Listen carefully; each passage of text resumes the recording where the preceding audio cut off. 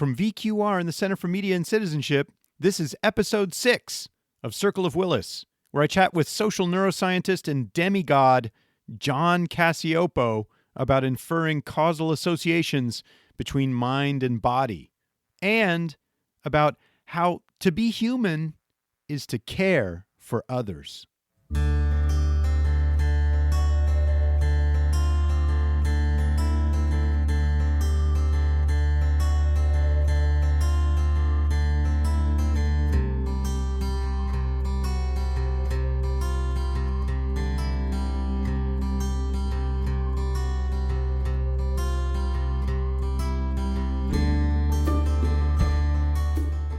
Hey everyone, it's Jim Cohn. This is my podcast, Circle of Willis.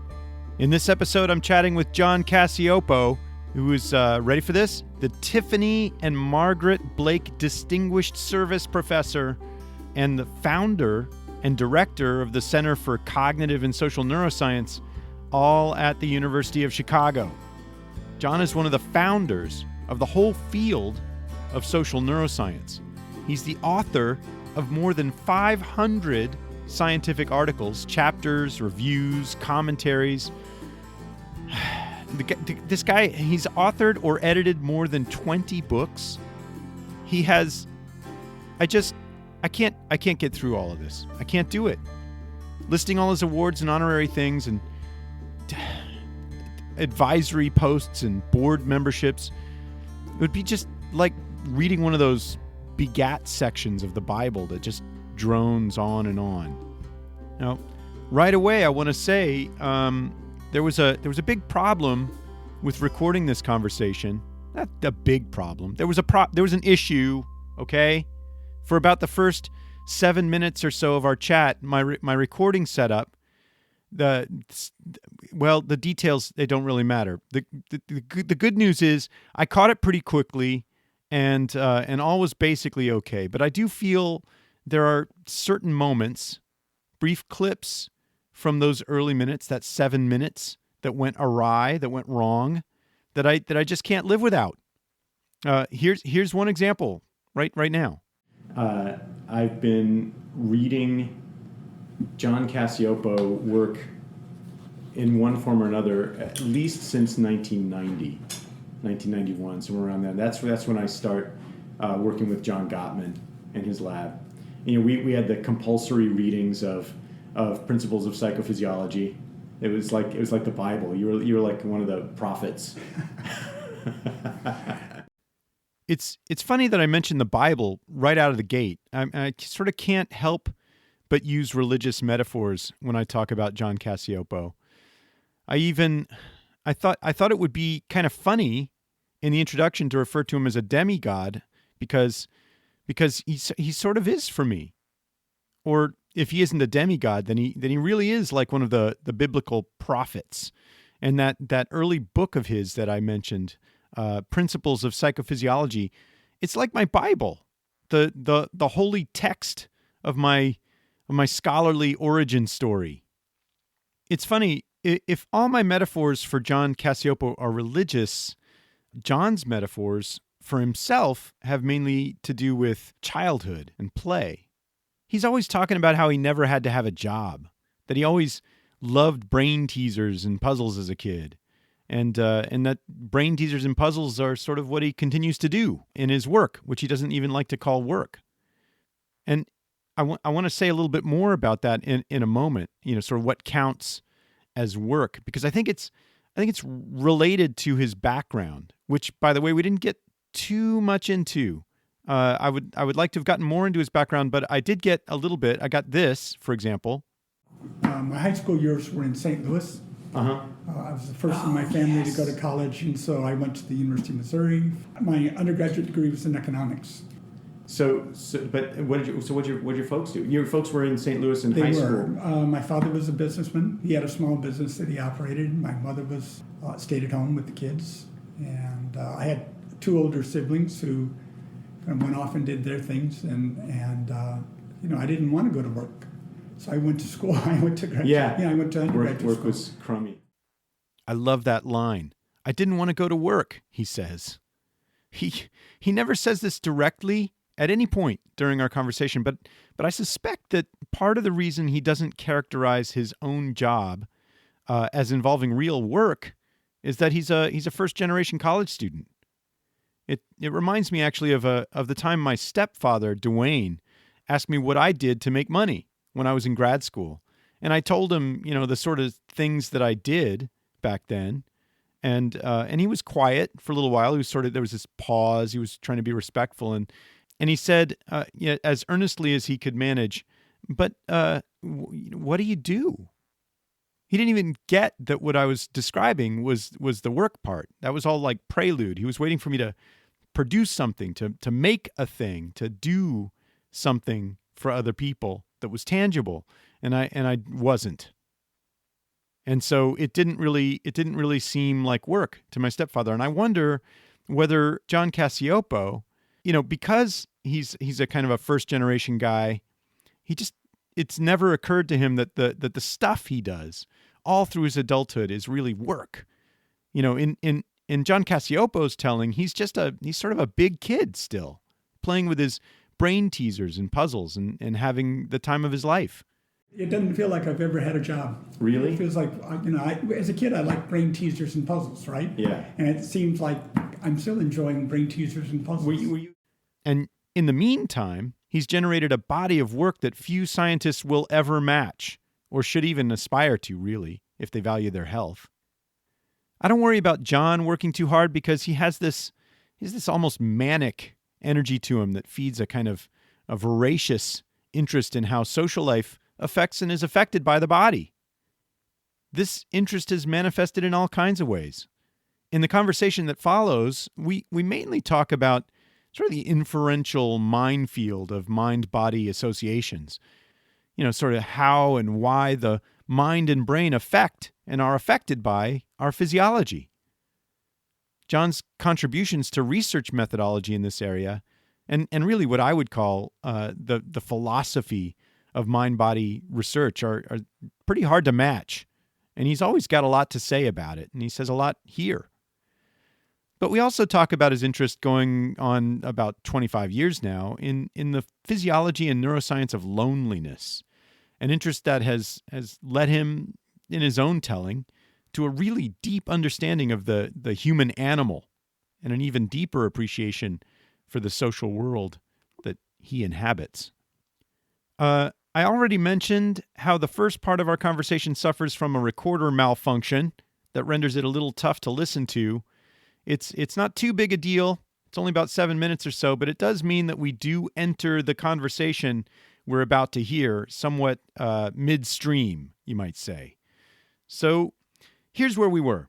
After schooling me a bit on the degree to which psychology was dismissive of biology throughout the 1960s and 70s, I asked John why so early in his career, when so few people were really doing it, he pursued a biological view of psychology.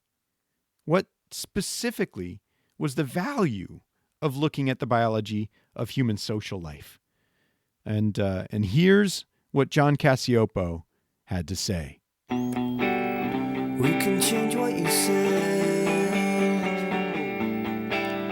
That's easy to do. The value is not that I can describe it in biologic terms. The value is that those social factors are operating on the biology. They operate through the biology, but they also operate on the biology. Right. Doctrine of multi-level analysis, there's more than one cause, right, for Yep. many complex phenotypes. Yep.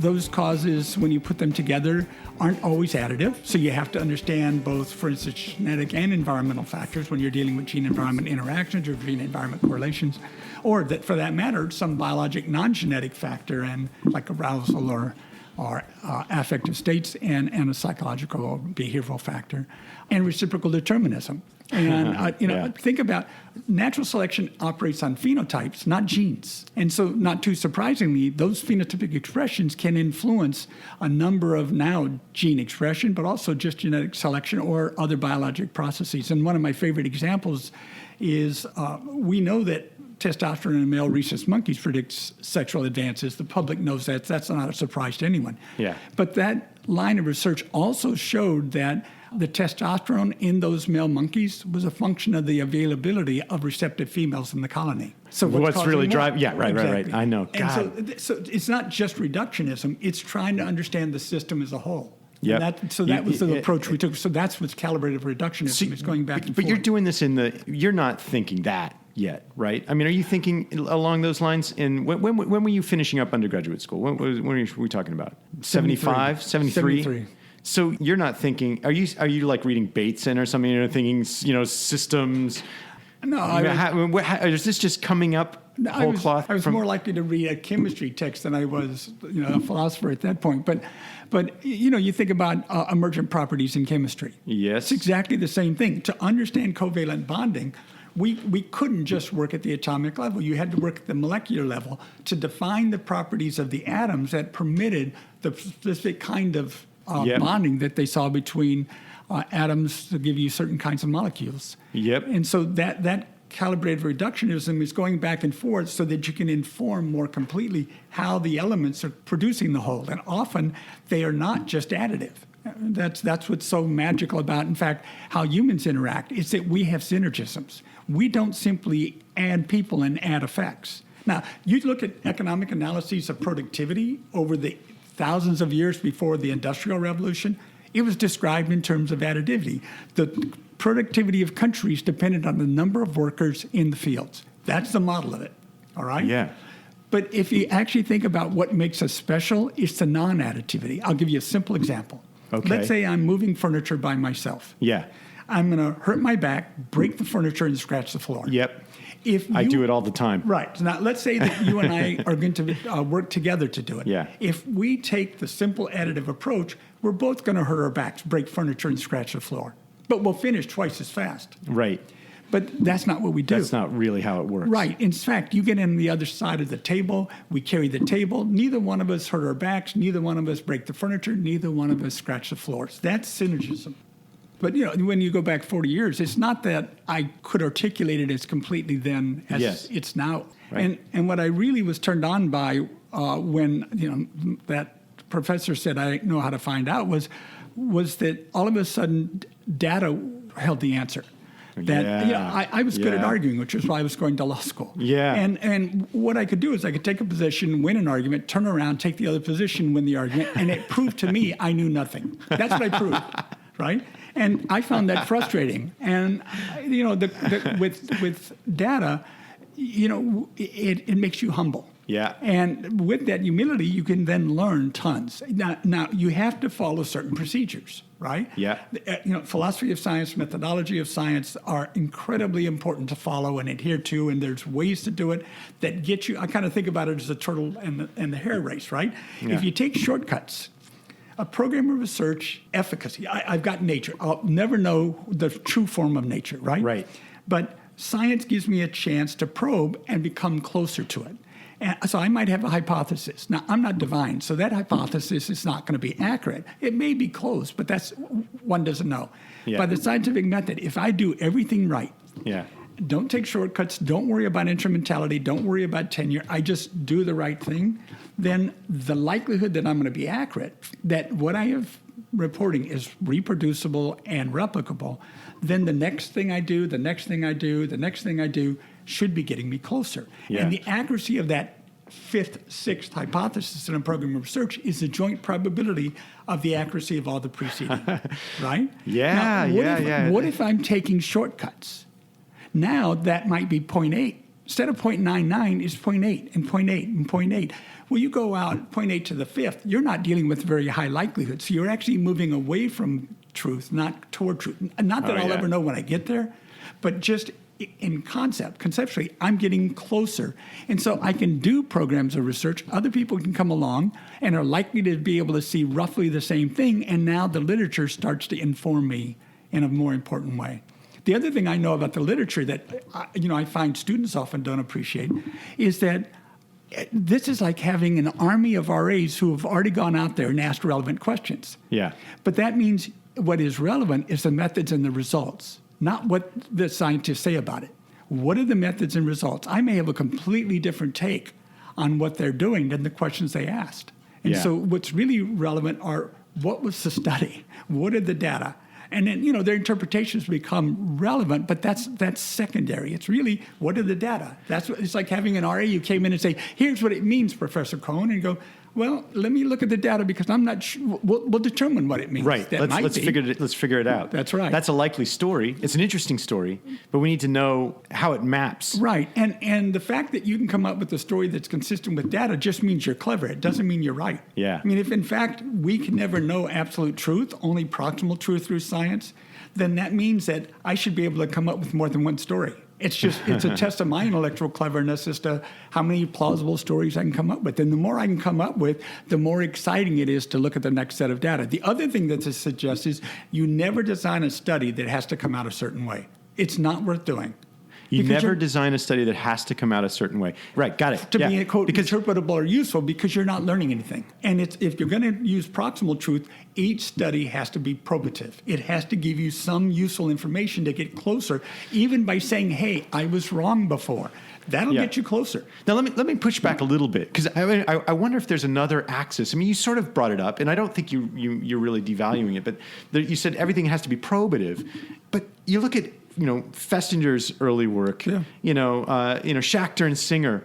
These are not particularly probative studies, but hugely influential studies. So I wonder about the effect of, like the heuristic value of some of these studies when the data and the methods are really quite flawed. We're at a different point in science in our field than we were, 80 years ago, 60 years ago. And that's because at that point in time, in the middle of the 20th century, when these individuals were proposing these new theories, they were looking at particular single causes. They were looking at small questions. I mean, they were big in a field, but no one outside of social actually cared what they found. Yeah, and that was okay because people were differentiating, they were specializing, methods were being developed, new frameworks for thinking about phenomena within that field of inquiry was being developed, and there were a lot of things that were being overlooked. I mean, Occam's razor applied. Keep it simple. And they did. If you remember in Schachter's study, it was supposed to be about physiological arousal. Yeah. Well, Valens came along shortly after and took a microphone and did this, right? And simulated a heart rate, simulated speeding it up, and that was found to produce the same effects, from which they concluded the physiology is irrelevant. May I point out that's not a logical interpretation. No, it's not. It right? doesn't It follow. means that the belief is sufficient, not that it's sufficient and necessary. Yeah, right. And so people did simple thinking, not the most sophisticated thinking, but it was understandable because they were all working in what then were very complicated, uncharted territory. We're in the 21st century. Yeah. And we now can stand on their shoulders and look out, and we see that our field is one of many fields of inquiry that's relevant. This is where the social and bio was, right? You can see that many of these fields are relevant. So how do we bring them together to ask bigger questions? And now Occam's razor doesn't work. Because it's not about keep it simple. Because you find an effect and you say, what else can produce it? Yeah. That's not what we. S.S. Stevens' handbook said when you find an effect, the next question on the part of a scientist is natural. Whether you're a physicist or a psychologist, you ask, how general is it? Yeah. And that's not what one should ask. One should say, what else is producing that effect, so that I can better understand the outcome that I'm trying to actually model, right? And because if I ask about generality, I might have a replicable effect, but no one else will be able to find it. And so it looks like your effect isn't replicable. There's reproducibility. If you look at my data, do you get what I get? If you analyze my data, do we get the same things? Yeah. And there, openness, public sharing of data is critical. Yeah. The second is replicability.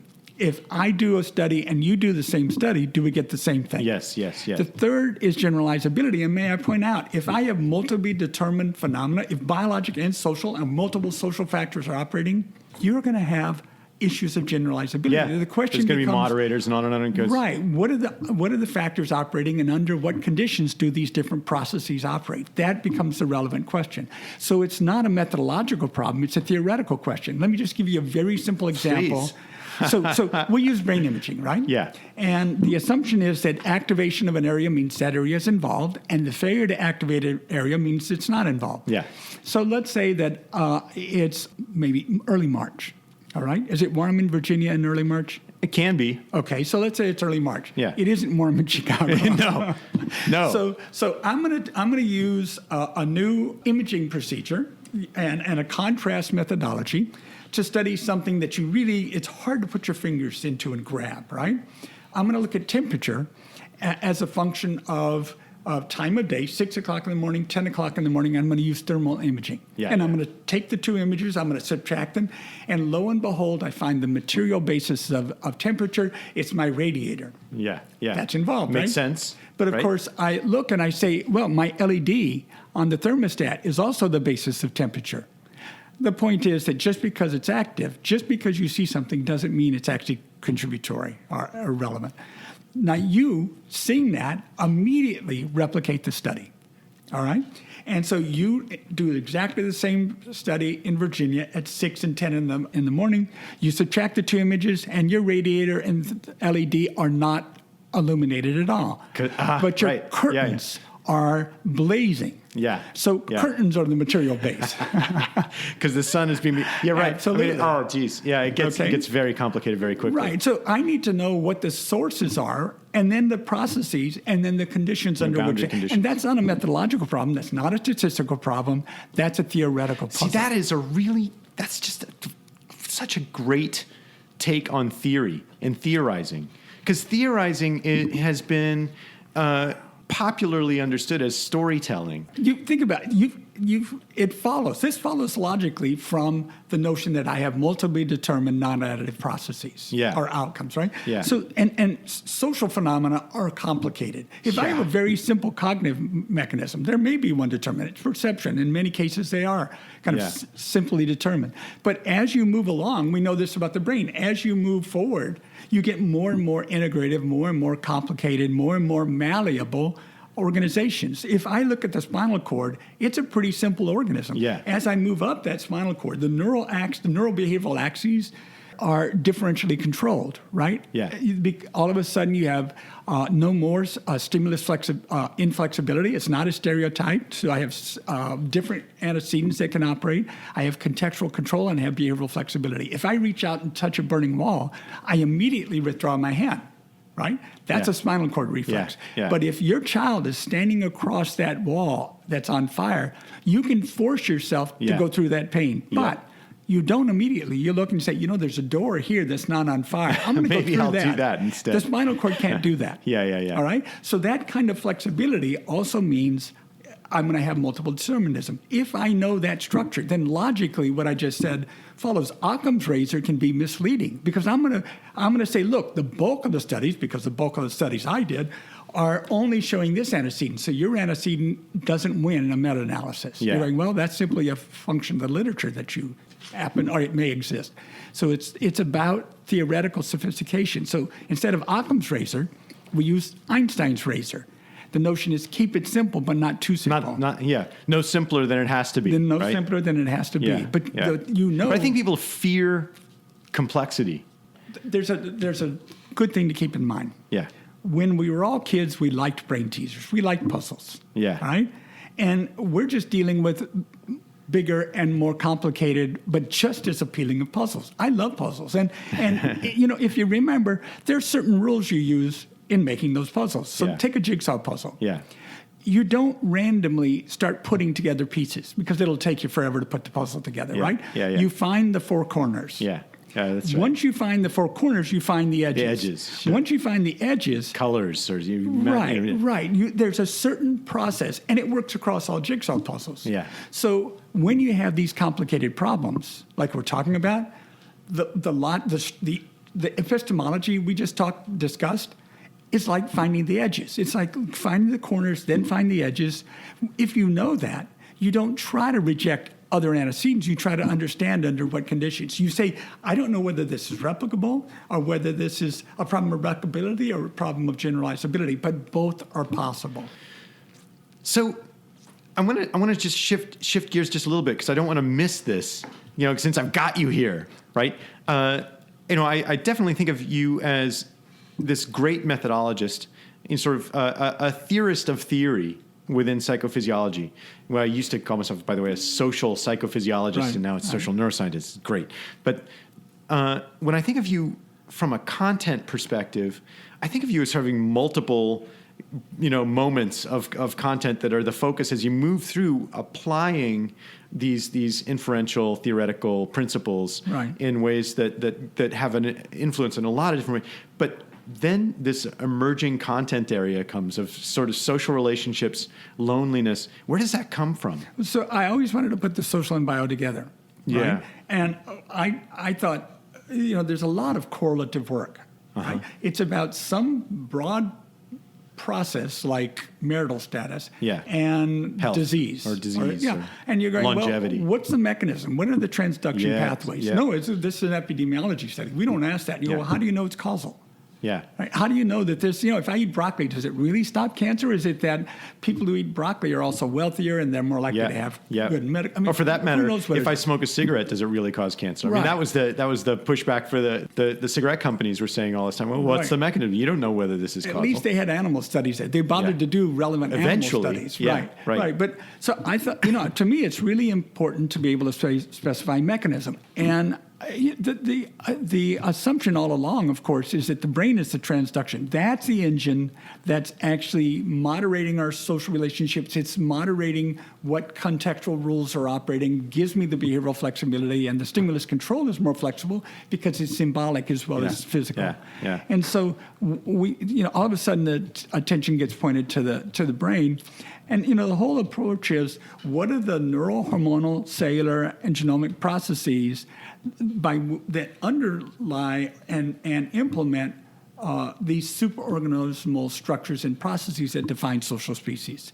And so to address that question, it required I change the kind of research I was doing. It's not enough to lay out the question. If you really want to kind of make the point, get a productive line of research showing there's an answer. And so I took a traditional neuroscience approach. If I want to know what a gene does, I create a knockout mouse, right? Yeah. And I compare the neural or behavioral processes I see between that normal mouse and the knockout mouse. Yeah. I'm not actually interested in the absence of the gene, but by having that focus, I can figure out what that gene is doing. When, studies of Phineas Gage before and after the tamping iron obliterated his orbital frontal cortex were informative, not because the hole in the head did anything, but because the changes in behavior told us what filled that hole before the accident, right? It's a method of deletion. And so if I want to study how these social connections, and stable social connections are one of the defining features in biology of a social species, then I can look at people without those. And there's two ways to define the absence. One is objective, one is perceived. Well, if the brain is the transduction mechanism for these processes, perceived is where the money's going to be. Yeah. Now, epidemiologists have been studying objective since 1979, and had already identified that as important. And the reason their model was it was health behaviors. Yeah. I didn't need to go inside the body. There's nothing biology relevant, right? And of course, and it was really health behaviors because somebody's telling me to do a thing. Someone's telling me to go to the doctor. Someone's reminding me to take pills. That's right. It's called the social control hypothesis. Yeah. And so we started studying objective and perceived social isolation. And it didn't take long for someone to point out that perceived social isolation is called loneliness. You're studying loneliness. And honestly, I almost stopped studying it at that point because I didn't really want to be a loneliness researcher. Yeah. I mean, at that point, loneliness... Such a mundane construct from a certain perspective. And it wasn't very important. It was kind of this trivial personality characteristic, and it had been studied by, personality theorists in the 80s, and it was kind of no longer of interest. And I wasn't particularly interested in that. But I thought, you know what? The scientific value of this, the logic is there, so just stick with it. And I like to work on areas until I'm starting to make marginal contributions. Kind of the remarkable thing to me was loneliness turned out to be much more important than we thought. It's like fish in water. We don't understand its impact on our brain, on our neuroendocrine system, on our cellular functioning, or for that matter, on gene expression. Yeah. It's incredibly wide in kind of the areas in Korea it has pushed us. We've learned new social processes like contagion of loneliness, is new molecular mechanisms underlying some of those effects. And so I keep kind of discovering new things that keep me in this field. I never thought I'd study something for 20 years. Well, you find a thing that bears fruit, right? Not only results that are interpretable, valid, reliable, but also that are valuable. Well, see, I get bored. So, I mean, with the elaboration likelihood model, that was a research engine. I mean, we were just making, JPS after JPS because it was making accurate predictions that surprised people. And Rich still does work in that area and continues to surprise me by really flesh it out. But I became bored. It wasn't that interesting any longer because most of it had been laid out and these were interesting and important, but I wanted to go do something else. I continued to study loneliness because it continued to surprise me. So, we had this PNAS that came out. Steve Cole, John Capitano. When was that? That was 2007? Or no. Oh, this is the most recent one. I think about the gene expression one from about 10 years ago. Yeah, there was one in 2007. There was one in 2010. Yes, that's right. And this one had longitudinal data from humans. So we could say, in fact, it was causal. And in fact, it was reciprocally causal. And then we replicated in monkeys. Yeah. And we also, you can get these immunologic and genomic changes, but are the gene expression variations in these tweaks of immunology of any real importance? So we infected the monkeys with the virus, and in fact, they got sicker. The lonely monkeys got sicker. Yeah. So a lot of the ratio of CD4 to CD8 cells that you see as a result of mental arithmetic probably have no real immunologic importance. Yeah. But when a vaccine challenge or a viral challenge is how you can test whether there is something of immunologic importance, and so that's what we did, and we found it to actually contribute to that. And so why? So your natural selection is going to operate on processes that promote survival, reproduction, and a genetic legacy. Now I've added that third, and here's why. If I'm studying insects, as most geneticists have done, because if I study humans, I'm never going to get my dissertation done. I have to have multiple generations to do, right? Yeah. So fruit flies are great because I can do my dissertation in no time. And you can actually study fitness, right? Can't do that in humans. Now, for a fruit fly, their genetic legacy depends on how many fruit flies they spawn, right? Yeah. But humans aren't like that. Mammals generally are not like that because let's say that we live in conditions of privation.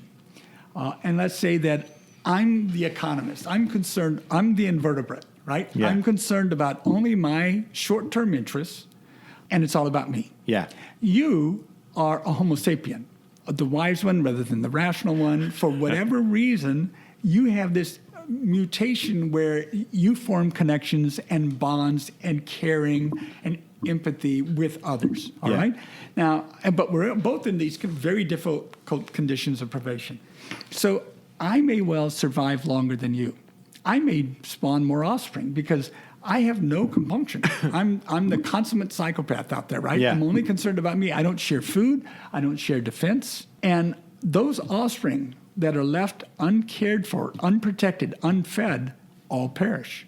Yeah. This is a one-generation elimination of that type of gene if there's no one else kind of caretaking. But you can see, so we have others taking care, but not at the same rate as if you're the one doing the defense. You're the one feeding. Right. You're the one sharing food. Right. So that your genetic legacy, even though you had fewer offspring, is actually going to exceed the Homo economicus walking around. And so that's why I say survival, reproduction, but those are not sufficient in mammals because we have offspring who are born dependent. Humans, the longest period of dependency given the age span, lifespan. And so one has to also have these biological carrots and sticks that make us care, that form these connections. And in biology, social species are defined as conspecifics who interact sufficiently frequently that they form recognizable bonds, units. Societies, units, right? Yeah. Right. And so those connections become a defining feature, is why I also studied the absence of them. So what the evolutionary theory that we posited says that and it's not just humans, it's phylogenetically so deep, we're unaware that we do this. But when you feel isolated, and you can feel isolated when you're around others. That means I don't know who's friend or foe. Sure. A soldier on the streets of Kabul may be in the middle of the busy streets of Kabul. That doesn't mean they feel connected. Because you don't know who you can depend on, you can, and we think of it as outsourced to, you don't know who you can let someone else take this cognitive, That's right, biological operation on instead of me doing it myself. Well, you don't have mutual aid and protection. As simple as that. Yeah, you don't yeah. have mutual aid and protection. Without yeah. mutual aid and protection, I've lost one of the real benefits of my species. Yeah. So what I'm for. Whether I'm with the others or not, I'm now on the social perimeter. Yeah. And it's not only, we feel sad, we feel like it makes us want to connect, and that's one of the purposes of it, but there's these seemingly paradoxical effects as well, and it is that you become hyper surveillant implicitly Yep. of social threats, Yep. and you become focused on yourself. Now, again, other social animals besides humans, you can see behavioral evidence of this same self-preservation. It promotes short-term self-preservation. All the physiological changes, all the metabolic changes, all the hormonal changes, and for that matter, the neural changes, we see in service of that endpoint. But because we have this. So it's initially like it's serving a function that's hopefully reparative, right? The part about this surveillance and preparation for attack is not to repair those connections. It's to keep you alive long enough. Oh, right. Okay. Right? So just it's self-reliance. Right. Now, there is also these reparative mechanisms, but many of the behavioral and physiological effects are working against that. But if I'm not, if I think you might be a friend and I'm wrong, then I'm hosed. That's a one-time error, right? I don't get to try again. Right. So it's probably better that I try to make you a friend, but I do it after standing back from you. After running you through some tests. That's right. And I often think that the most dangerous thing for a person is not actually to be alone. It's to believe you're not alone when you are. It's like to be outside. Let's think about it as vigilance. You're in scary territory, dangerous territory, and you believe that so and so is watching out for you a little bit. So you relax your vigilance a little bit and root around for some berries on the ground. And then you get eaten because they didn't give a shit about you. They're just so that there has to be some kind of protective mechanism. That's exactly right. And so the notion is your brain goes into self-preservation mode. And in the annual review paper last year, we outlined a neurobiological model for this, and it is the prefrontal. Is making that comparison of friend foe. Like lateral. Do I have mutual aid and protection or not? It links to the bed nucleus of the stria terminalis. The amygdala is responsible for short-term changes. Yeah. The bed nucleus is contextually driven. If I'm in a dangerous circumstance, I don't have anything to respond to yet, but I need to be ready to respond. Yeah. And so we actually think it's the bed nucleus who's feeding back to the paraventricular nucleus and down the sympathetics. And so actually it's raising all of these and adjusting cellular functioning like the release of myeloid tissue from the bone marrow earlier, which produces different epigenetic expressions, which is producing, corticosteroid resistance over time and, organismal inflammation, changes from viral defenses to bacterial defenses. In an evolutionary world, these changes actually make sense. Makes perfect sense. In contemporary this is your body. world, This is what I meant by your body sort of rebudgeting. Your brain is rebudgeting. It's like, whoa, this is not a good investment. Let's invest this way. But there are cognitive But there's effects. always trade-offs. Right. There are cognitive effects, there are behavioral effects that in evolutionary time have a great adaptive value. Yeah. But in contemporary society are coming to work against us. And so one of the features, it promotes social withdrawal for the very reason you said, because if I go jumping out at people and approaching everybody, I'm going to get my head handed to me. Yeah. And so those processes make it easy to withdraw behind Facebook. Yeah. And so, right. Well, I was just going to ask you, speaking of contemporary society, where are we headed? Facebook, social media is a tool, just like a car. If I use a car and I drive around and I see my friends at parties and families and I wave to them and drive by, I'm going to feel lonelier. Yeah. But it's not going to solve that, right? If I use it to drive to the party, get out of the car, and meet people face to face and then have enjoyable commerce, then that's going to lower loneliness. So when it's used as a destination, when Facebook or similar social media outlets are used as a destination, they tend to be associated with higher loneliness or higher depression. Yeah. When it's used as a way station, like internet dating is, right? That's using, or some kids or use Tinder even, something like that. These then it's likely to lower because it's promoting new interactions with potential new friends. Which are the interactions that our body is designed to have. Right. And I keep grounding it for myself. I have to keep grounding it in the body because brains are not little solipsistic, That's right. devices just doing the thing for themselves. They're body moving machines. That's right. And we have all kinds of stuff that we need to do and feel and sense. Yeah, but let me come back. This notion of mutual aid and protection, it underscores a particular thing about what it means to have a new and quality relationship. And that is, it's not about interacting with them so I get things. It is the mutuality, that's right. the it's reciprocity. The mutuality. It's the communal, That's right. the joining, the linking, the sharing goals. And the synergisms that come from that. Yeah. So if I'm out there just getting things, it doesn't solve loneliness. And think about it. If it did, people in hospitals wouldn't be lonely because they press a button and the nurse is there. Right. And she'll or he will bring whatever resources. I'll sit and talk to you. Yeah. But that's not the relationship that really provides you need mutual. to have that here. It's so absolutely. So it's about being able to give and take, not just take. Remember Scully Skullenberger? Who brought down that very airplane. Big plane full of passengers, and he brought it down on the Hudson River safely. Yeah. Okay, that was not something humans are designed to do. No. But he had been an F-4 pilot. He had done 20 years of commercial pilot. He was not only a glider pilot, he was a glider pilot trainer. All right. So if there was ever someone who's training, he had overlearned it. That's right. He was the perfect person to be in that situation. So he was a lot of the hero. Yeah. But what went unnoticed was he was not sufficient for those passengers and crew to survive. Within 3 to 4 minutes, commercial boat captains were on the scene. People were coordinating. And they were the first ones there. Yeah. And they were also necessary for that passenger and crew because it was the winter, right? Uh-huh. They were in the middle of the Hudson River. I don't know how many would have successfully swum to shore. And they saved those, and they violated their commercial interests by taking the time to go save these passengers. Yeah. And none of them were lauded heroes because that's what we do as a species. So we overlooked it. We didn't notice it.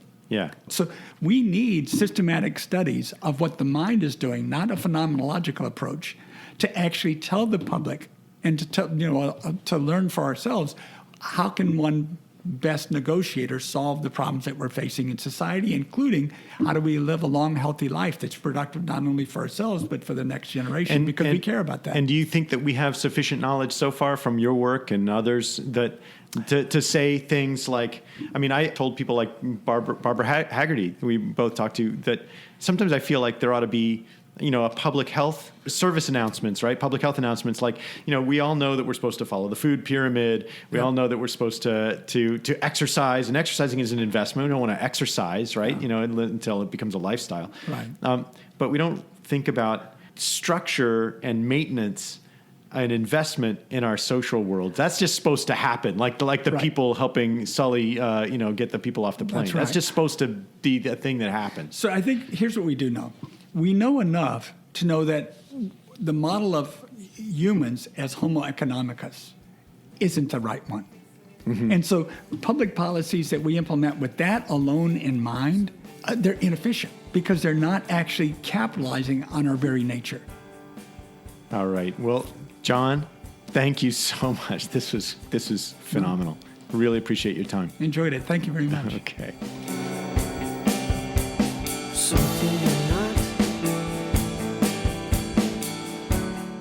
Okay, that's it. Thanks to Mr. John Cacioppo for giving it his all, as usual, as is his wont. John Cacioppo doesn't do anything half-heartedly. After that conversation, I was sort of exhausted, in a good way, of course. And before I left his lab, he took me on a little tour. The place is amazing, and I want to thank him for that too. Anyway, look for some bonus John Cacioppo material in the next few days. And remember that the music on Circle of Willis is written by Tom Stouffer and Gene Ruley and performed by their band, The New Drakes. For information about how to purchase their music, check out the About page at circleofwillispodcast.com. Don't forget also that Circle of Willis is brought to you by VQR and the Center for Media and Citizenship at the University of Virginia. and that Circle of Willis is a member of the Teej FM network. You can find out more about that at teej.fm. Now, folks, if you like this podcast, how about giving us a little review at iTunes and letting us know how we're doing? It's really easy, and we like it. I want you to do that for us, if you can. Or just send us an email by going to circleofwillispodcast.com and clicking on the Contact tab. In any case, I'll see you all at episode 7, where I talk with neuroscientist Marco Iacoboni. I love saying that name, Iacoboni. It's fun for me. Anyway, he's of the University of California at Los Angeles, otherwise known as UCLA. Until then, bye-bye.